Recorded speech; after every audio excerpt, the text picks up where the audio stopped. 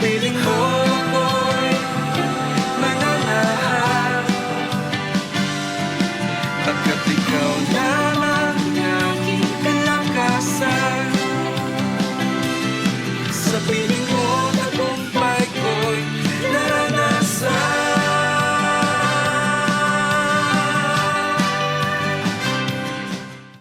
Magandang araw po sa ating mga minamahal na taga-subaybay muli dito po sa programang Araw-Araw na Pagpapala. Kumusta na po kayo?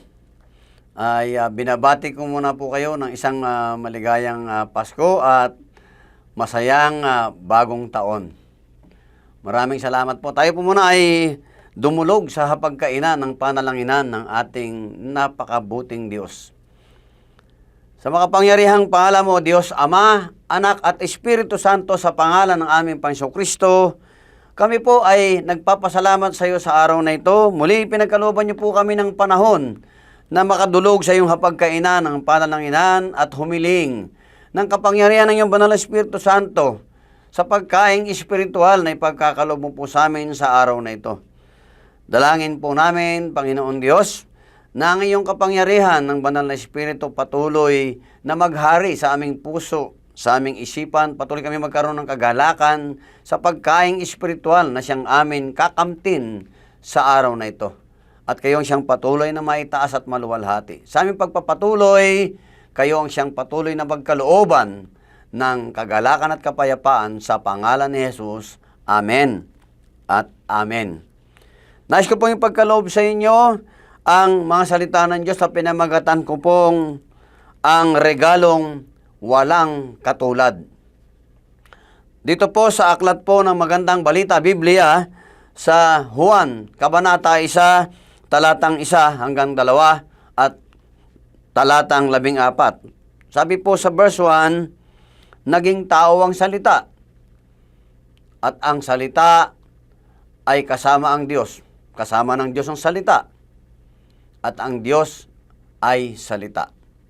Ibig sabihin, at ang salita ay Diyos, at ang salita sa verse 14, ang salita ay naging tao o nagkatawang tao. At ang salita po na tinutukoy dito ay ang mga sinasabi ng Diyos sa paglilikha. Lahat po na sinabi niya, ito ay kanyang mga salita, at ang salitang yan ay nagkaroon ng buhay at nagkatawang tao. Kailan po nangyari yung pagkakatawang tao? Nangyari po ito, sabi sa John chapter 3 verse 16, gayon na lamang ang pagmamahal ng Diyos sa ating lahat. Ibinigay niya ang kanyang kaisa-isang anak na si Jesucristo. Yun po yung salita, kasi siya yung ginagamit sa paglilikha. Sabi po sa aklat po ng John, siya po ang ginagamit o kasangkapan, kumbaga, sa paglilikha ng bawat bagay.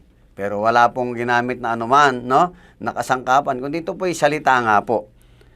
Sabi po, gayon na lang pagmamahal ng Diyos sa ating lahat, sa buong sangkatauhan, ipinagkaloob niya ang kanyang kaisang-isang anak na si Jesucristo upang ang sinuman ang sa kanya'y maniwala at manampalataya ay hindi mapahamak, kundi magkaroon ng buhay na walang hanggan. Sa Kapaskuhan ito, may mga regalo. Di po ba? Dumating po ang Panginoon ayon sa pangkalahatang paniniwala, siya ay dumating ng Disyembre. So doesn't matter naman po kung ito ba ay Disyembre, Enero, Pebrero. Importante, dumating ang tagapagligtas. Sino po? Ang Panginoon Kristo sa pamamagitan ng Diyos Ama. At ang salita ng Diyos na nagkatawang tao, ang Panginoon Kristo. Nanirahan daw po sa piling natin, di po ba ng panahon ng Panginoon Kristo? Yung po ay narito sa lupa, ang dami niya pong mga nakasalamuha. Siya po ay binigyan niya ng mga taong sa kanya ay sumusunod, binigyan niya ng mga aral. Kaya ang sino pa po sabi sa kanya, ang maniwala at manampalataya, sabi sa John 3:16. Ibig sabihin ng maniwala at manampalataya, kung ito po ay tinanggap natin bilang isang napakagandang regalo. Kasi po, ang diwa ng Pasko ay pag-ibig, pagmamahal, pagbibigay ng regalo, palitan ng regalo, okay lang po yun, walang masama. Ngunit, ang tunay na regalo na walang katulad ay ang Panginoong Diyos. Binigay niya ang kanyang buhay sa atin upang sino man sa kanya'y tumanggap, maniwala, at manampalataya ay hindi mapahamak ang ating mga kaluluwa na patungo sa impyerno, bagkus magkaroon tayo ng buhay na walang hanggan sa piling niya sa kanyang kaharian sa langit. At sabi po sa John chapter 3 verse 36, ang sumasampalataya sa anak ay may buhay na walang hanggan. Ngunit ang hindi sumusunod sa anak kailanman ay hindi magkakaroon ng buhay, sa halip mananatili sa kanya ang puot ng Diyos. Naku po, yun po ang nakalulungkot.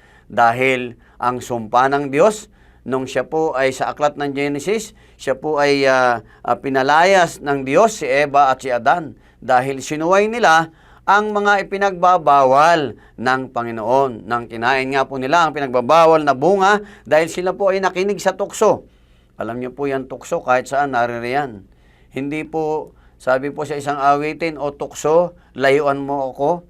Hindi po lumalayo ang tukso, lagi pong naririyan yan. Nahahabol tayo. Kaya dapat po tayo daw po ang lumayo. Sabi sa Biblia, resist from the devil and he will flee from you. Di po? Tayo daw po ay wag umayon sa anuman tukso na ibinibigay ng demonyo. Sa halip, tumanggi raw po tayo. At sabi naman ng Panginoon, meron tayong gantimpala sa ating pagtanggi.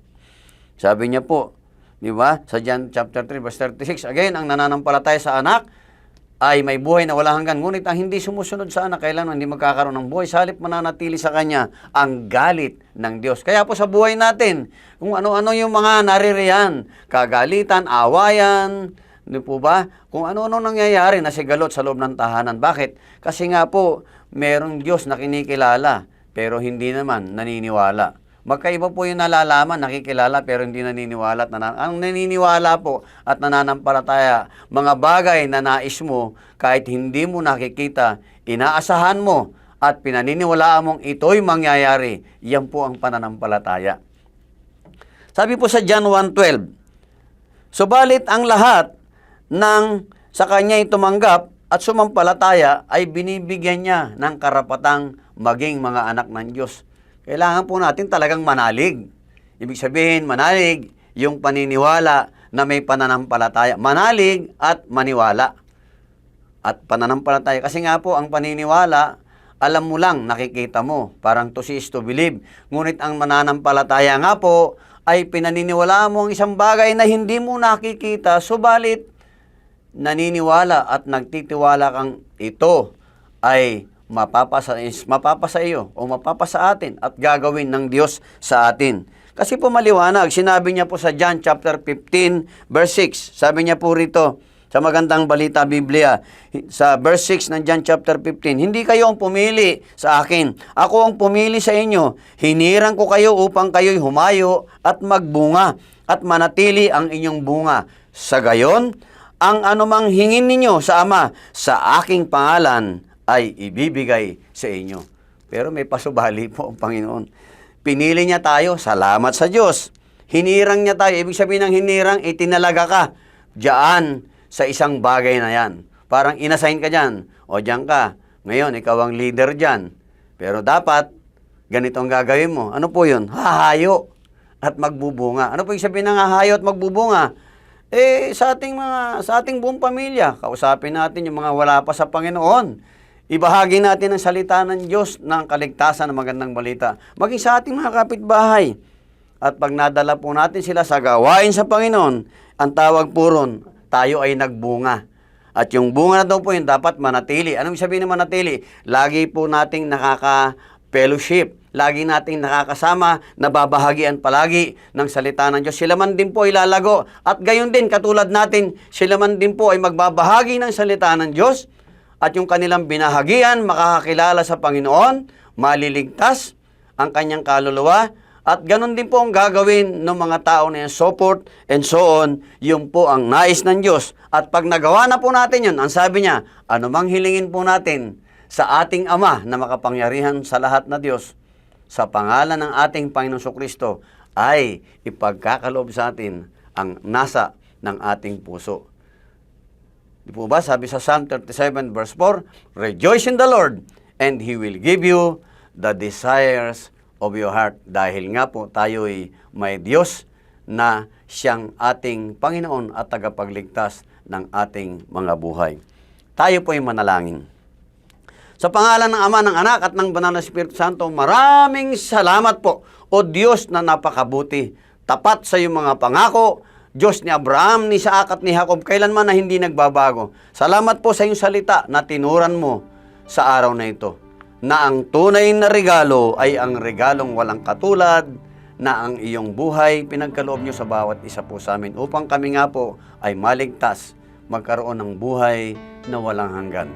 Salamat po sa araw na ito. Dalangin ko po maging ang aming mga minamahal na taga-subaybay, nanonood at patuloy na nagtitiwala sa iyo. Ano man po yung kanyang problema, ano man yung kanyang pinagdadaanan, karamdaman, spiritual, physical, mental, emotional, material at pinansyal na pagpapala. Dalangin ko, Panginoon, patuloy niyo siyang bibigyan ng wisdom and understanding o Holy Spirit kung paano po yung kanyang gagawin na mabigyan niya ng solusyon ang kanyang mga problemang pinagdadaanan. Gaano man ito kahirap o kabigat, Panginoon, ito po yung magiging magaan, ito po yung magiging maliwanag dahil ikaw ang Diyos ng kaliwanagan, ikaw ang Diyos ng kapayapaan, ikaw ang Diyos ng kagaanan, ikaw ang Diyos ng karunungan at kaunawaan. Mapapasa amin pong lahat ito sa pamamagitan ng aming patuloy na pananalig at paniniwala at pananampalataya sa inyo. Maraming salamat po, Panginoon. Ito po aming dalangin, puno ng pasasalamat sa pangalan ng aming Panginoong Kristo. Amen at amen. Maraming salamat po. Patuloy tayong sumubaybay sa programang ito upang patuloy po tayong magkaroon ng kagalakan, kapayapaan sa ating buhay.